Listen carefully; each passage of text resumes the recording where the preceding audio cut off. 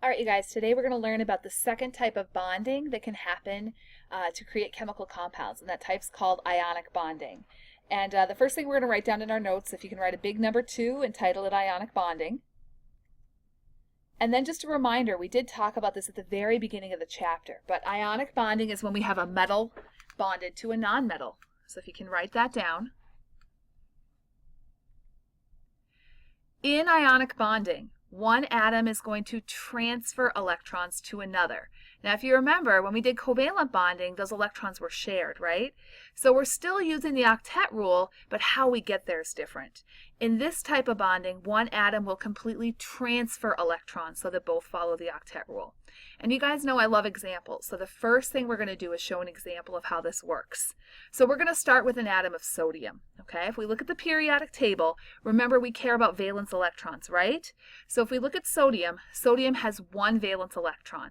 So we just go ahead and write a dot next to sodium. We show valence electrons with dots. If we look at sodium's electron configuration, it's 1s2, 2s2, 2p6, 3s1. Now, if you remember, octet rule means like that all these atoms are going to want to have 8 electrons in their outer energy level. Right now, sodium has 1 electron in the outer energy level right here, and it's going to want to get rid of that in order to follow the octet rule. So it wants to lose 1. Now we have next to it an atom of chlorine. Chlorine has 7 valence electrons. Again, we're just looking at the periodic table, right? So we draw 7 dots around chlorine, just like this, and then we do the same thing. We think about whether or not it wants to gain or lose electrons. So if we want to follow the octet rule, chlorine has 7. In order to follow the octet rule, it wants to gain an electron. Take a look at its configuration. It's 1s2, 2s2, 2p6, 3s2, 3p5. In order to follow the octet rule, it needs to add 1 more electron in that 3p level, okay? So again, the whole gist of this, sodium wants to lose 1, chlorine wants to gain, and that really makes them perfect partners, right? So here's what we do for ionic bonding. We actually show the electron from sodium that it doesn't want anymore moving to chlorine. Now I got a cool graphic for it. Take a look. You should be awed, right? What you can do in your notes is just show an arrow. Please make sure it's an arrow that you're showing, moving that electron over to chlorine. Okay, so again, draw that arrow. I'll repeat it. Again, sodium has 1, moves it over to chlorine. Once that happens, sodium, because it lost an electron, is positive, right? It becomes a cation. If you remember way back to the periodic table chapter, we talked about that. Losing an electron means it's going to be positive or be a cation. Chlorine, on the other hand, gained an electron, right? So it's got a negative charge. And we know from Coulomb's law, opposites attract, right? So there's our cation, there's our anion. I'm showing below how like the electron configurations are now perfect, right? Sodium now has 2p6 and 2s2, so it's got 8 electrons. And then chlorine has 3s2, 3p6, also 8, so they follow the octet rule. And again, opposites attract. And we write the final formula as NaCl. That's our formula unit. Okay, so that's our first example.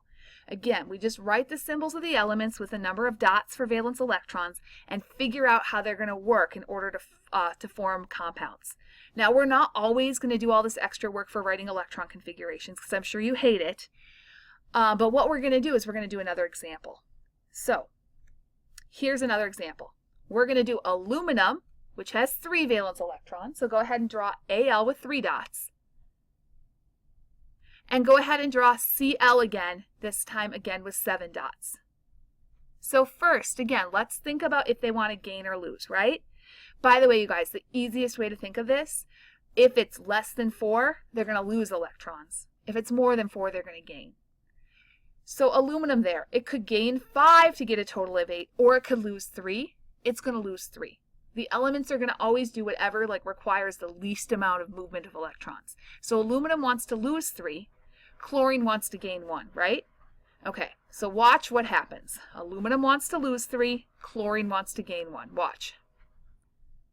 Cool graphic, right? But here's the problem. Chlorine's good because it's got 8. But take a look at aluminum over there. We've only lost 1. We need to lose all 3 in order for it to follow the octet rule. So what we can do, I want you guys to think of these kind of like a puzzle, is we can actually add another chlorine. If I add another chlorine, Go ahead and draw a Cl with 7 dots again. I've got room now to put another electron. So now aluminum moves another electron to chlorine.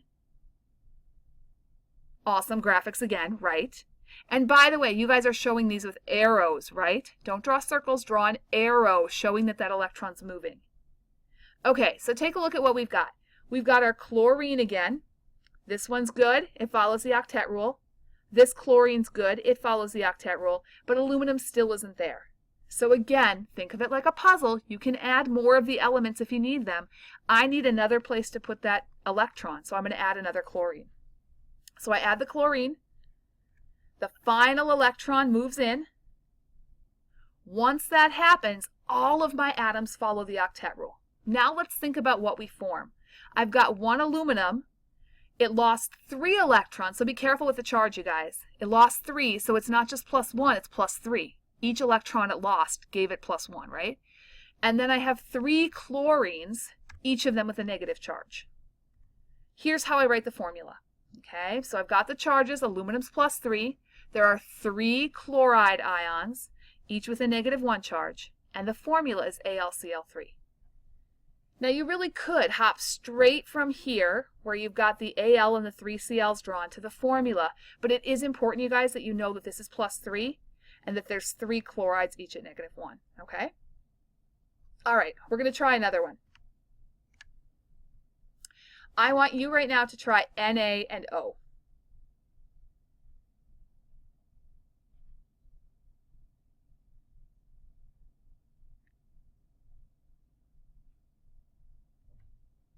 When you're done with Na and O, I want you to try a hard one. You're going to try Al and S and see if you can figure it out. The hint I'm going to give you is this. You can actually add more of each element if needed. Try those out.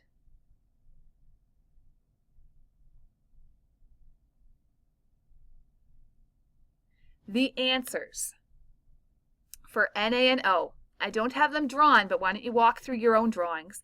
You should have Na with 1 dot, O with 6 dots. Na gives its 1 electron to O. Now Na is okay and follows the octet rule because it's empty, right? There's no electrons around it, but O isn't. So in order to satisfy the octet rule, you have to add another Na. Add another sodium, so go ahead and draw another Na with a dot, and that dot is going to go over to the O. Once you've done that, you have 2 Nas, 1 O, and everything follows the octet rule.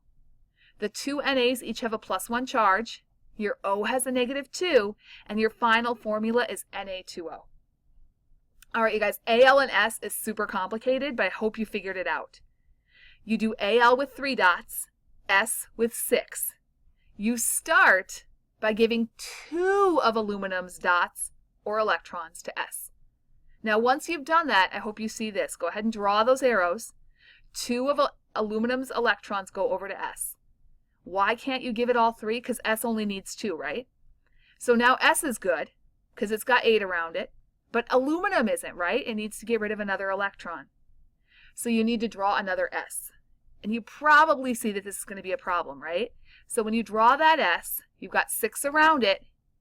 You only have 1 electron to add to it, right? You have 1 electron left from Al. So go ahead and circle that 3rd electron on aluminum, bring it over to that S with an arrow. Here's what you should have on your paper. You should have 1 Al with 3 dots. 2 of those dots are going to 1 S, and then another dot is going to a 2nd sulfur. So once that's happened, you actually need another aluminum with 3 dots because that S isn't fulfilling the octet rule. So you're going to go ahead and draw another aluminum with 3 dots to represent the 3 valence electrons, and 1 of those electrons is going to go to the S. So go ahead and draw a circle around it and an arrow moving it over. Now the aluminum's good, or I'm sorry, that sulfur is good, but the aluminum isn't, right? That 2nd aluminum should still have 2 dots left.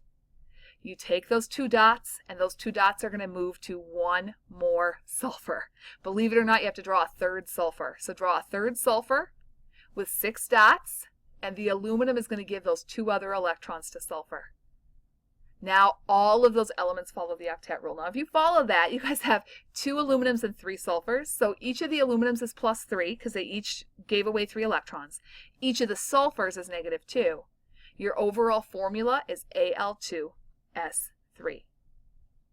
Next up, you're going to go to that ionic bonding part of your packet and you're going to try some of these on your own. Good luck.